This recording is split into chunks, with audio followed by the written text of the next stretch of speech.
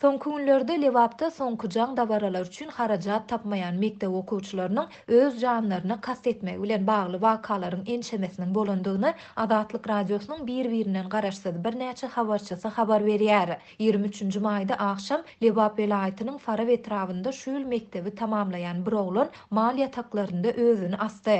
Ol öýlerinden saçyny bejertjegini aýdyp çykypdyr we gaýdyp ýzyna gelmändir. Ol okuwny pul ýetişdirip bilmändir diýip Azatlygyň Lewapdaky habarçysy 24-nji maýda gürrüň berdi. Şeýle ol Farabda 3 gün ozal bir okuwçy gyzyň özüni asandygyny habar berýär. Aýdylmagyna görä 6-njy mekdebiň okuwçysy bolan ol gyz soňky jaň dabarasynda giymek üçin satyn almaly eşiklere, mektepde sorulýan pullary bermäge harajat tapyp bilmändir. Bu maglumaty Azatlyk radiosynyň Lewapdaky beýleki bir habarçysy hem tasdiklady. Ol soňky birnäçe güniň dowamında Farab etrawyndaky 3-nji we 6-njy mekdepleriň hemde Darganat etrawyndyň 18-nji mektebiniň 2001-nji 2002-nji ýyllarda doglan 3 okuwçysynyň öz janyna kast edendigini aýtdy. Köp okuwçylar soňky jaň dabarasyna pul ýygnamak üçin ýanwar aýyndan bäri grupla adamlaryň gapysynda işleýärdiler. Farab etrawynda we Türkmenabad şäherinde halkyň ýagdaýy gaty agyr. Köp adamlaryň soňky jaň üçin pul bermek beýlede dursun, uçan üçöklerini bejertmäge de ýagdaý ýok diýip habarçy 25-nji maýda gürrüň berdi.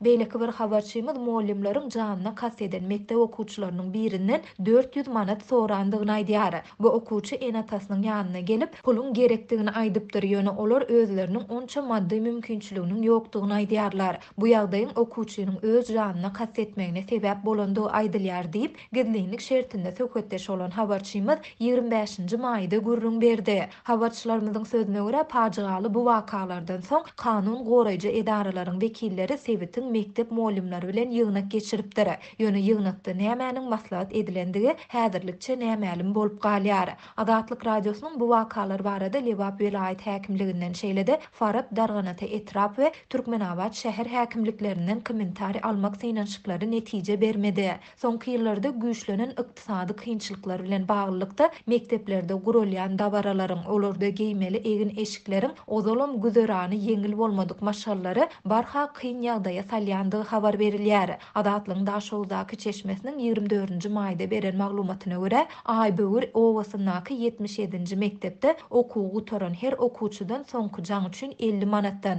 Goşa Howludaky 45-nji mektepde 60 manatdan pul ýygnaldy.